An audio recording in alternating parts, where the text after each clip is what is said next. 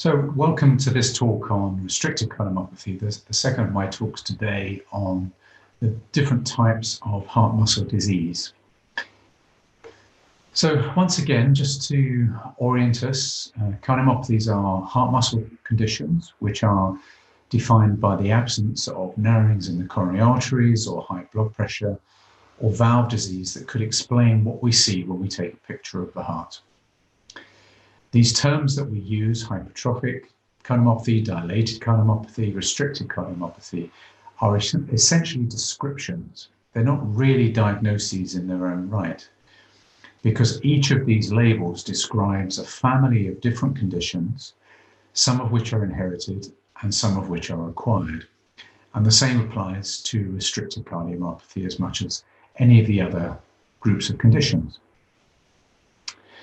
But I think any of you that have the disease may have already bumped into the fact that there is a little bit of confusion about how cardiologists, how doctors describe this, the different language that they use to describe restrictive cardiomyopathy. And I have to admit that even with now, there is still confusion amongst cardiologists about what these terms really refer to. You may have heard this term, restrictive physiology.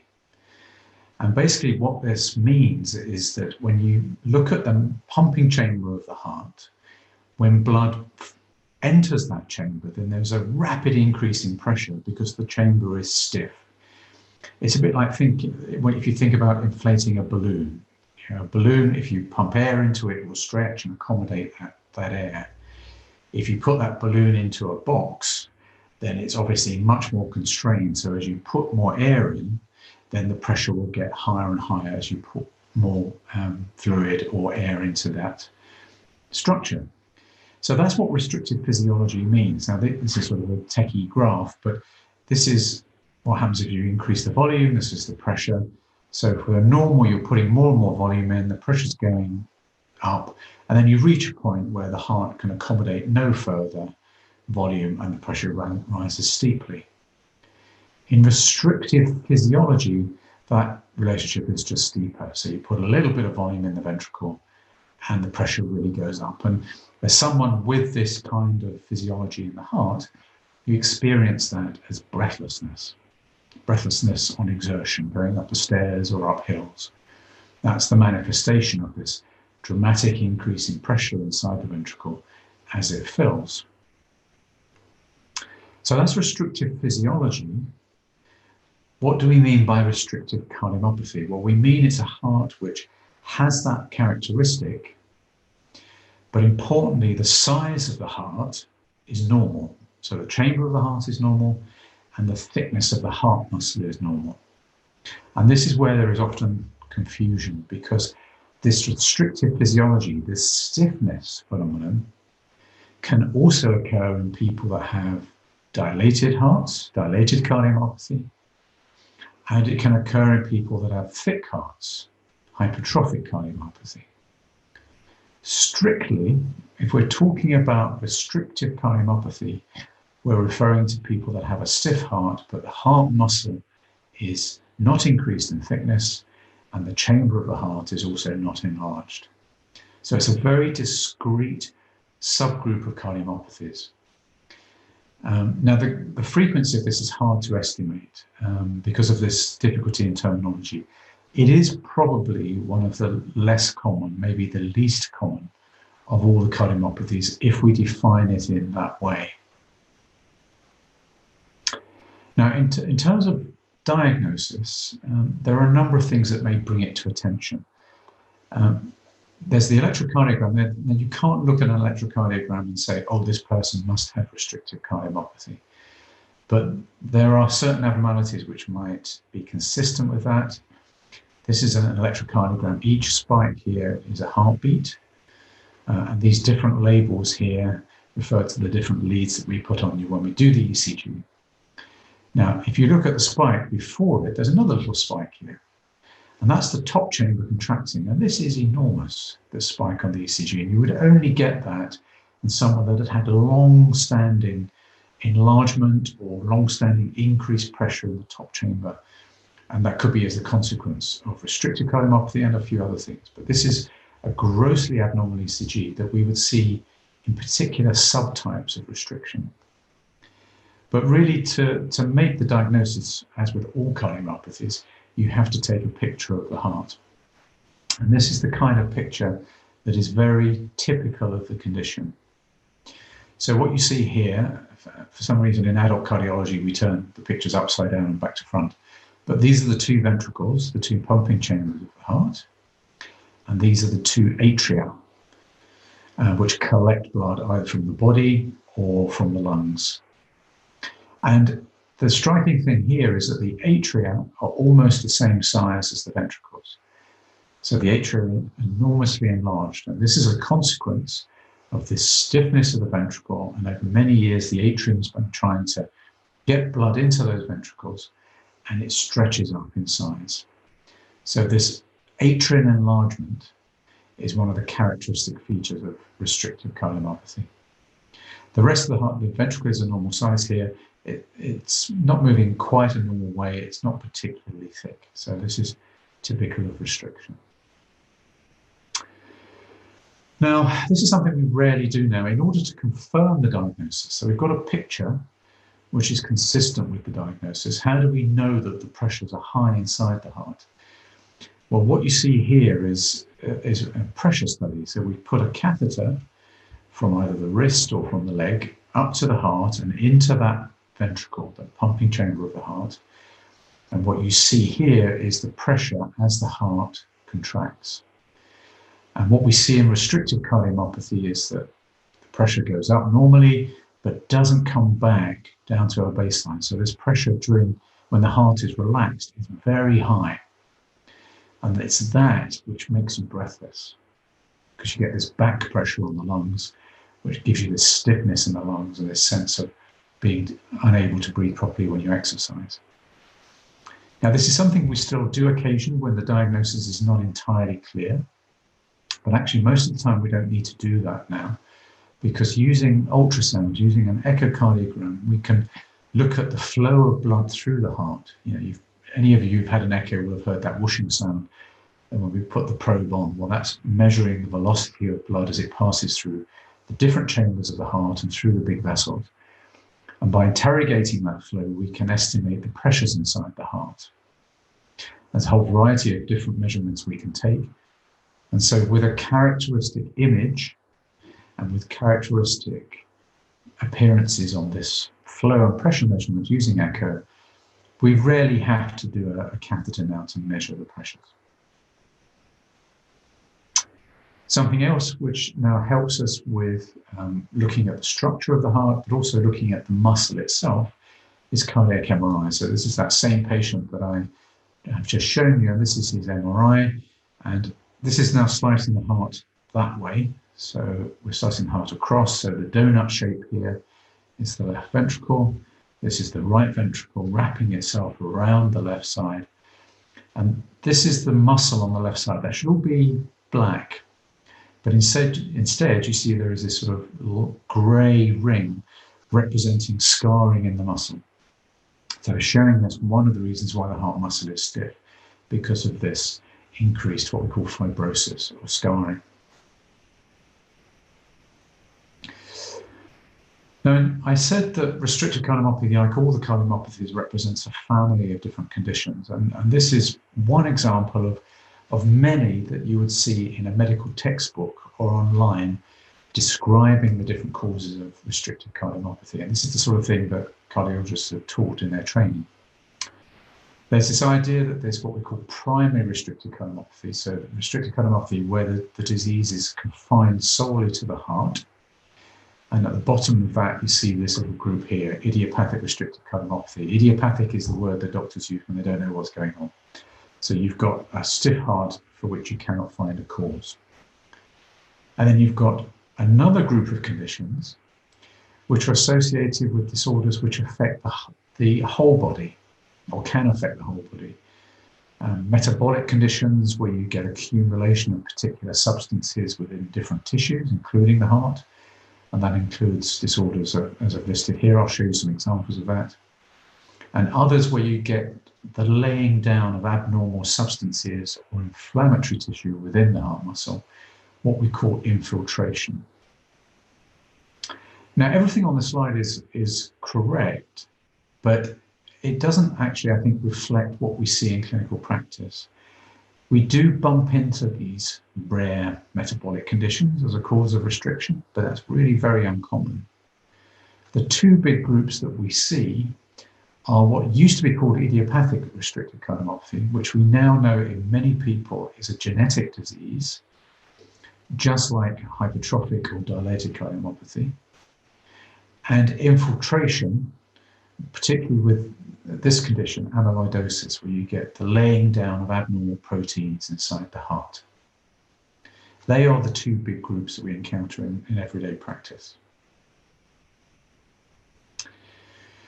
When I'm teaching people about this, I say when you're thinking about restriction, at least I find it easy when I'm organizing these conditions in my mind, is to think about things that affect primarily the muscle, and that's where these genetic conditions come in. So any of you who attended the talk on hypertrophic cardiomyopathy this morning will know that many people with thick heart muscles, hypertrophic disease, will have mutations in what we call sarcomere protein genes.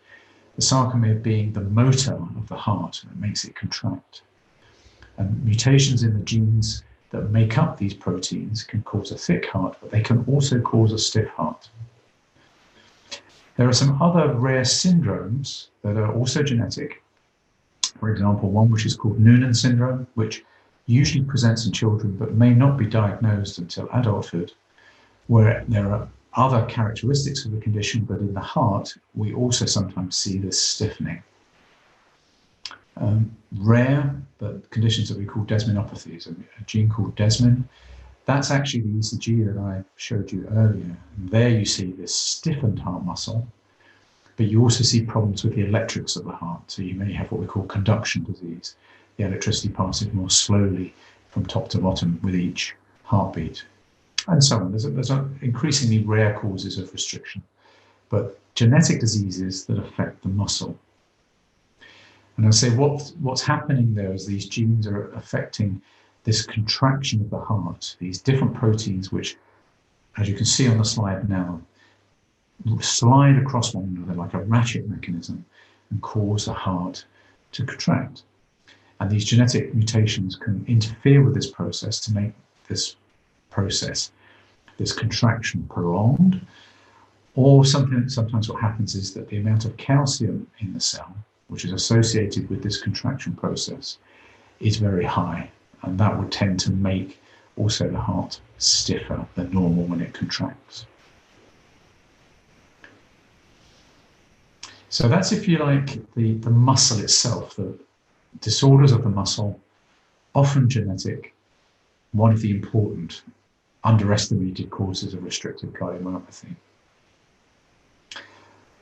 What people often look for, what people focus on, cardiologists focus on, are these kind of diseases, where storage diseases, the metabolic diseases which result in the accumulation of substances within the cells. And I've got 3 examples on this slide. These are all microscopic slides, and these are the heart cells in pink. And you can see on this special stain, this blue stuff, and that blue stuff is iron. And what you have here is the deposition of iron, which can occur, again, in some genetic diseases, a group of conditions called hemochromatosis, or it can occur as an acquired condition as a result of repeated transfusions, as may occur in people, for example, with thalassemia, who require repeated transfusions and can develop iron overload as a consequence. Sickle cell anemia, similarly. So this is a cause not so common, and usually in iron disease, it's the secondary forms which result in the most severe cardiomyopathies. You may see the accumulation of abnormal fats within the heart cell. And this is what we see in a condition called Fabry's disease. Fabry's disease was thought to be incredibly rare, but we now know it accounts for maybe 0.5 to 1% of people with thick hearts with hypertrophic cardiomyopathy. And once again, what you see on this slide in pink are the heart muscle, And the white spaces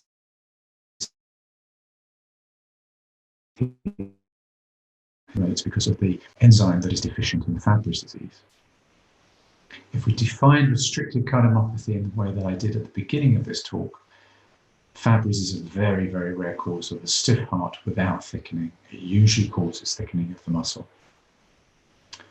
And the same is true for this group of conditions. Again, this is a different power image, but all of these little spaces are full of a substance called glycogen, which is important in helping muscle to contract. And this is what we call a glycogen storage disease, tends to present in young children, infants. It's always on the list for restrictive cardiomyopathy, but in fact what it tends to cause is a really thick heart. But it's nevertheless on the list. So I've talked about the muscle, I've talked about stuff accumulating within the heart muscle cells. And then there's the third group, which is the infiltration group, which is where you get stuff in between the cells. If you look at this image on the left here, these structures are the heart muscle cells, which are normally arranged like bricks in a wall. And here you see all this pale pink stuff. This is amyloidosis. This is amyloid proteins, which can be derived from a number of different sources, which get deposited, a bit like mortar between the bricks. And that constrains the ability of the heart to contract, makes it very stiff. You can sometimes see inflammation, which stiffens the heart muscle. All these little these purple dots are inflammatory cells, and there's a really big one in the middle here. And this is very characteristic of a condition which is called sarcoidosis, which is a condition which affects all organs of the body, probably most commonly affects the lungs, but can affect the brain, can affect the liver, the spleen, and can affect the heart. But once again, to present as restrictive cardiomyopathy, that's uncommon. This is another example of an inflammatory condition. These are the heart muscle cells, and you may just see these little red cells here. These are what we call eosinophils, and this is a very particular kind of inflammation that we sometimes see in people that have a type of allergic inflammation, or sometimes people have a problem in their bone marrow which causes this. But as I've said, in terms of the infiltrative causes, the second big group, the first being the genetic cause, amyloidosis is probably the one that we see most of.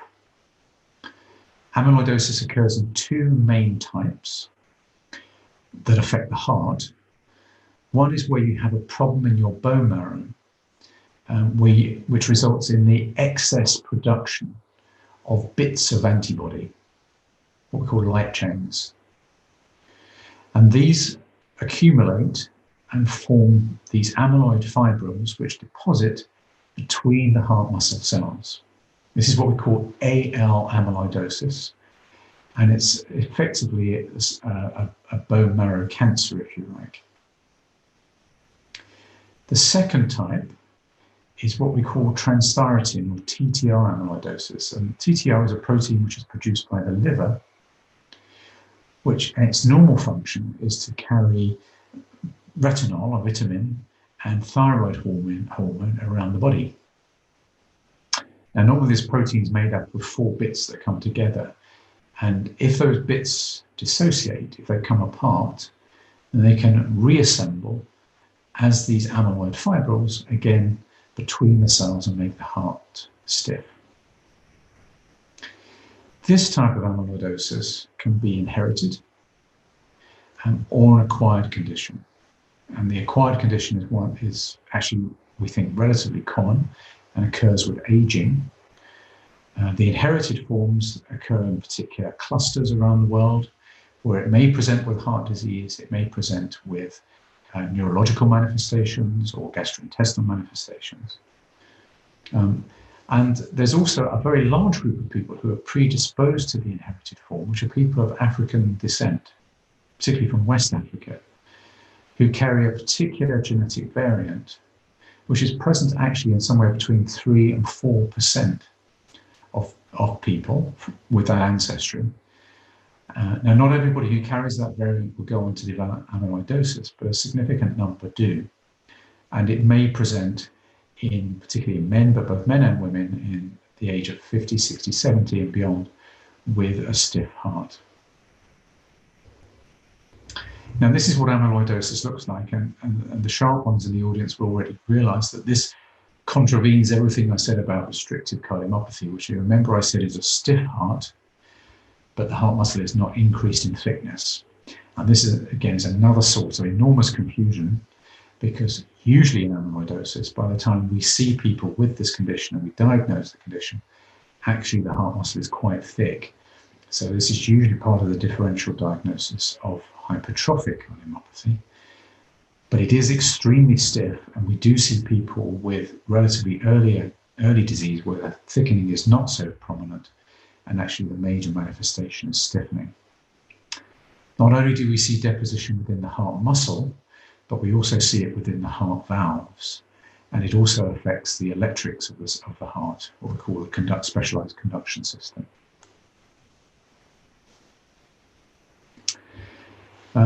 The acquired form of amyloidosis, the TTR or amyloidosis, as it does tend to be a disease of aging, more common in men and women. But what we're realizing is actually there's a large number of people out there that have a label of heart failure that actually. This is one example of a study. This is from Spanish colleagues who have performed this particular scan. I spoke about this morning in the hypertrophic session. This is actually a bone scan where we give a tracer that lights up the bones. This is usually used for diagnosing tumors in the bone or infections in bone. But if you look here, the heart has lit up with this scan, which it should not do. And this is very characteristic of this acquired form of TTR amyloidosis. And in this study of people who have what is sometimes referred to as heart failure with preserved ejection function. So you have all the heart failure symptoms, but the squeezing function of the heart appears to be normal. You can see here that 13%, 13%, had amyloidosis. So there's a lot of people out there with these stiff hearts who are going undiagnosed. And why is this important? Well, it's important to counsel people on the nature of their disease. Sometimes the exclusion of a genetic disease is just as important, because if someone like me comes along and says you have a cardiomyopathy, then it might be genetic. That opens up that whole Pandora's box as to what should I do with my relatives? Should my relatives be screened? Well, if we know that it's an acquired condition, then you can basically tell the family, you're okay, you don't need to be checked out. But the other reason this is important is because there are now therapies that actually modify this disease. So, for example, in TTR amyloidosis, as I said, it's produced by the liver. There are 4 bits to this protein, and amyloidosis occurs when those bits dissociate and then reassemble in an abnormal way. Well, there are drugs that are available in all countries but this one, which cause the bits to come together, and it stabilizes the tetramer, the 4 bits of the protein, and if given early enough, reduces mortality by 30% and slows disease progression. There are other therapies which are being used and going through trials where you actually prevent the production of this protein from the liver. And there's a variety of different drugs for doing that. So the reason now that we have, or an additional reason we have for making this diagnosis, is that it is potentially treatable. So in terms of general management principles in restrictive cardiomyopathy, as I've said, the stiff heart raises the pressures inside the heart and makes you breathless. So one of the drugs that we use a lot, or types of drugs that we use quite a lot, are diuretics, water tablets, which help to lower the pressure inside the heart. Some people with restrictive cardiomyopathy are prone to arrhythmia. It may be slow rhythms, conduction problems, and they may need pacemakers. Some people with particular subtypes of restrictive cardiomyopathy, particularly some of the genetic ones, may be more prone to ventricular arrhythmias or even sudden cardiac death. And in those individuals, we may have to use drugs to suppress the arrhythmia or consider a defibrillator. But one of the biggest problems with restriction, I've shown you the hallmark of this condition where the atria enlarge, and when you enlarge your atrium, the heart may become prone to what we call atrial fibrillation, where the top chambers of the heart, rather than beating in time with the bottom, fibrillate. They become irregular and very rapid. When that happens, you can get clots forming inside the top chamber, which can then leave the heart and cause a stroke. So anticoagulation in people with restrictive cardiomyopathy is also extremely important if they have atrial enlargement. Some people may need cardiac transplantation, and that's true of any cardiomyopathy, but in restrictive cardiomyopathy, we have to keep a regular eye on people, because one of the consequences of this stiff heart is that the pressures inside the blood vessels in the lung may rise over time to the point where actually transplantation is no longer possible. Because if you put a transplanted heart into that high pressure circuit, if you will, it fails. So monitoring the pressures inside the lungs in people with restrictive cardiomyopathy can be an important part of the long-term monitoring. As I've said, in terms of specific therapies for amyloidosis, whether it be the one associated with bone marrow abnormalities, there are lots of chemotherapy regimes now which, if started early enough, are very effective in stabilizing the disease and potentially over time reversing it. And as I say, there's a variety of drugs which are available or coming online, for which there is now going to be a national debate about whether or not we get them. In terms of these other rare metabolic diseases, recombinant enzyme therapies for Fabry disease is an enzyme deficiency, some of the other rare metabolic diseases. And for people who have these iron overload syndromes, again, there are strategies which include doing what we call venesection, so removing blood periodically, or giving drugs which lower the amount of iron being absorbed into the body.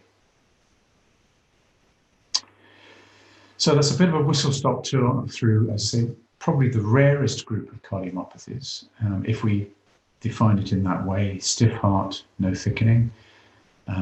What we encounter in everyday practice is mostly the genetic forms, which tend to affect the younger population, and the infiltrative form, mostly amyloidosis, which tends to be in middle age and older people. So thank you very much for listening. So that takes us on to the questions. We have a number of questions that have now come through. And this is an important question which is relevant to the point I was making about monitoring. And it's, how often should a patient with restrictive cardiomyopathy, or indeed hypertrophic cardiomyopathy, have a left and a right heart catheterization? So in other words, putting catheters inside the heart to measure the pressures.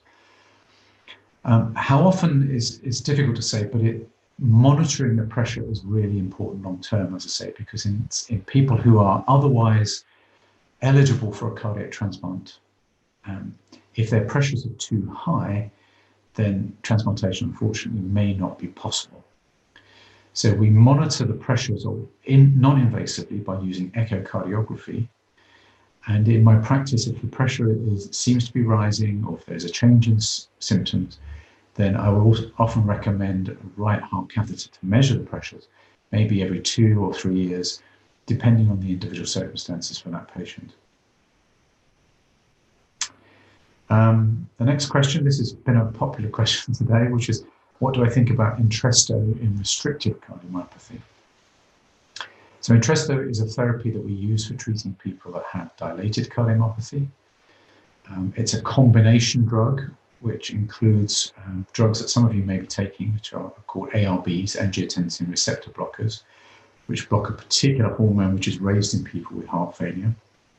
But it's combined with another group of drugs, which are called neprilysin inhibitors, which give additional efficacy, and in combination seem in some individuals to be more effective than either ACE inhibitors or ARBs alone.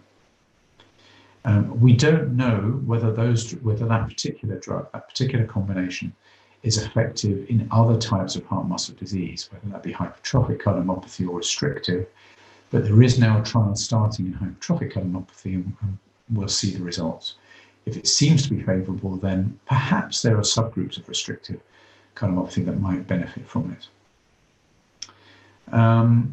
So next question. So if I haven't mentioned this already in my talk, how often do I encounter true restrictive cardiomyopathy as a primary phenotype in adults, i.e. not secondary to hypertrophic cardiomyopathy, amyloid, other infiltration? So I think if you'd asked me that question maybe 10 years ago, I would have said that probably the balance was in favor of the genetic type, the idiopathic type.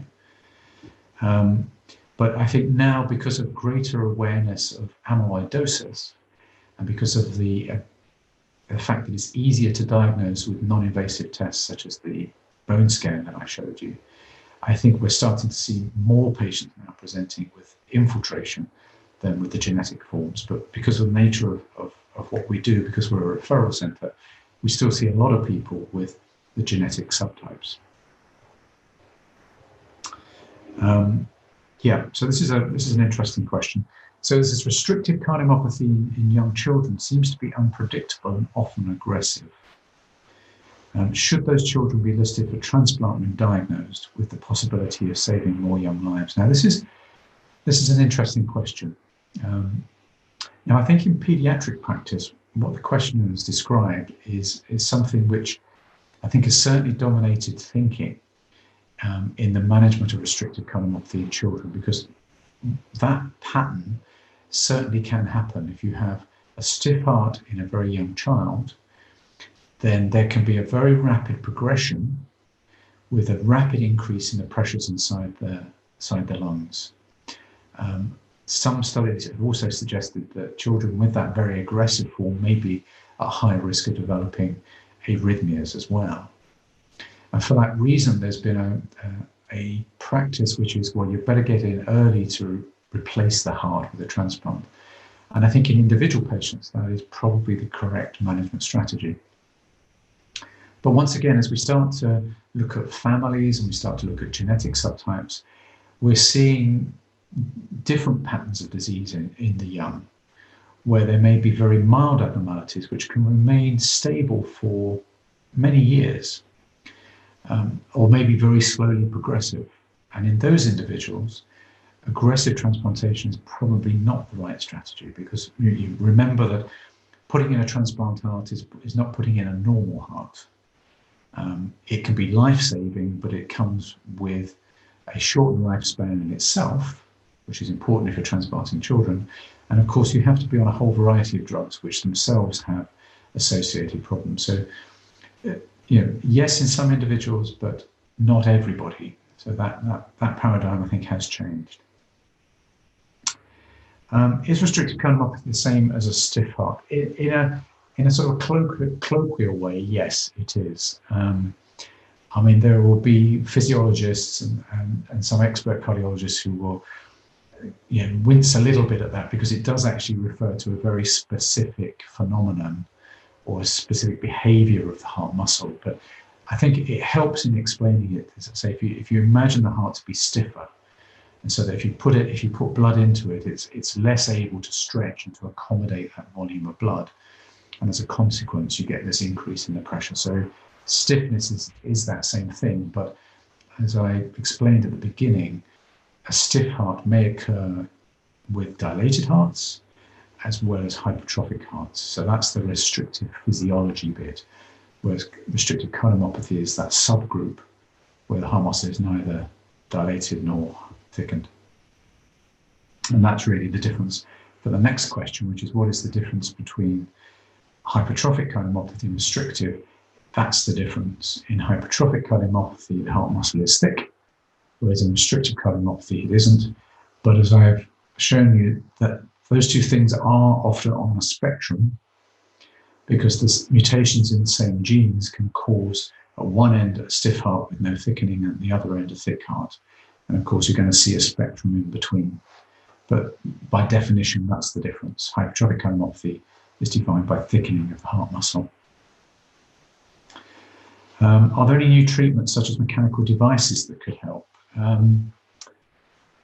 For restrictive, probably not. I mean, in terms of mechanical devices, I suppose the major one that one might think of would be what we call an assist device, which is where for people that either cannot or are not ready yet for transplantation, but you put a little device into the ventricle which augments the amount of blood going through the heart. So the heart remains in place, but there is a pump connected to an external power supply. And that is used in a small group of people who have very bad dilated cardiomyopathy, where the ventricle is very enlarged and very poorly functioning. Those devices are not suitable on the whole for people that have very small hearts for a variety of different reasons in terms of space and its effect on hemodynamics. So probably not mechanical devices. I think the hope for restriction is in better diagnosis and in developing new therapies. And as I said in the hypertrophic cardiomyopathy talk this morning, there's now enormous activity, a lot of excitement about focusing on some of these rarer cardiomyopathies to identify new drugs, which work on new targets, we call them, to new aspects of the abnormalities in the biochemistry and the protein structure of these hearts, which might be amenable to intervention. Drugs that may help some of these secondary causes, amyloidosis, hemochromatosis. So for me, it's about drug therapy, and it may also be gene therapy, because this is no longer a fantasy, it's a reality, and there are growing interest now in ways of trying to correct the underlying genetic abnormalities. And that applies as much to restrictive as to any other form of cardiomyopathy. So they're the main questions, really. So I think, as I say, for restrictive cardiomyopathy, it's relatively uncommon. We have to think about genetics in the same way as we have to think about genetics in all other types of cardiomyopathy. For older individuals, then we have to think about amyloidosis. And as I've said, the screening for amyloidosis has become much easier. And of course, as I always say, one of the many cliches I use, rare things are really rare if you don't look for them. And when we start looking for these things, we actually start finding them. And I think there's a general principle: the earlier you make the diagnosis, the earlier that you start treatment, the greater the likelihood of achieving a significant benefit. So thank you for your attention, and I hope that was useful.